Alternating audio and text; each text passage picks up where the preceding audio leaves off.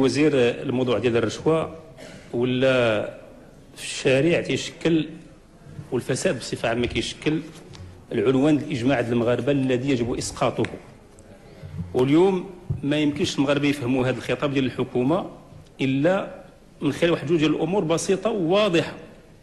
الامر الاول كيتعلق هاد الناس المرتشين، خلي دابا الرئيس والمرشي، دابا الذي يستفيد من الرشوه يحولها الى ماذا؟ يحولها الى ثروه، اي تراكمات. كنتكلموش على الرشوه ديال بعض رجال الدراك او الامن اللي ربما عرفت كنت نصورهم في شي منطقه واخا شي ماشي معقول باش يوقع واحد النوع من التغليط. الرشوه الان رشوه الكبار، رشوه الوزراء، رشوه العمال، الولاة، رشوه المنتخبين، البرلمانيين، هاد الناس المؤسسات العموميه اللي كيراكموا ثروات بالارتشاء في مجال اللي كتولي عندهم الثروه ظاهره في حياتهم. المغاربه اليوم تيشوفوا تقارير كتنزل، تقارير مش على الحسابات، تقارير ديال الصحافه، تقارير اعلاميه الى اخره. ولذلك انا راه كنحتفظ الوقت ديالي كاملا. زيد سيدنا، زيد اليوم المغاربه باغين من الحكومه. انا احتفظ بوقتي كامل السيد الرئيس. استمر سيدنا، استمروا، غير استمروا، ما درتوا شي حاجه. استمر سي شوبالي.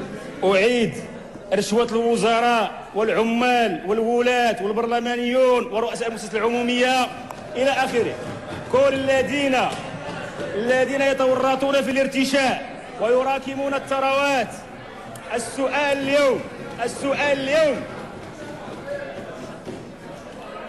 ايوا الله يخليكم. ترفعوا الجلسه. احنا قدام الشعب. ترفعوا الجلسه لمده 5 دقائق. المرتشين ونعرفهم.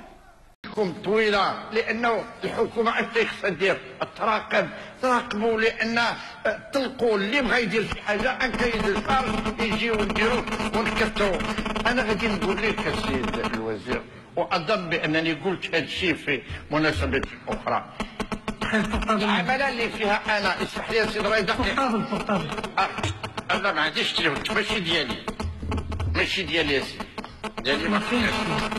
شوف ديال السيد الوزير. لا صافي كاع ما ساعد.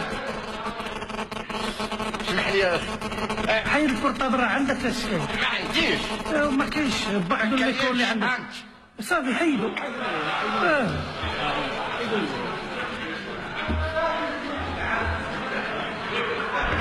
غادي نقول لك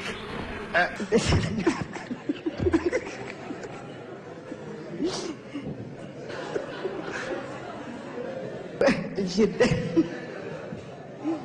حدا غير ما تولدها الراجل تيقول لك ولدات غير تصبو بحال النشا فهي في الدس.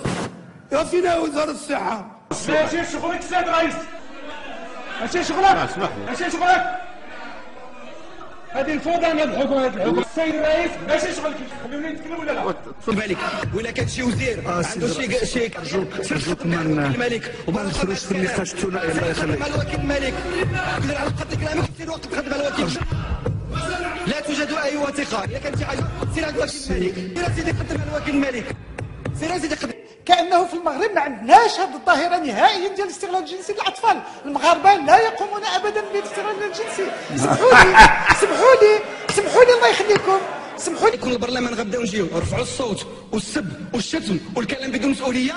يعني هذه الطريقة ديال الديمقراطية راه ما كاينة في شي بلاد.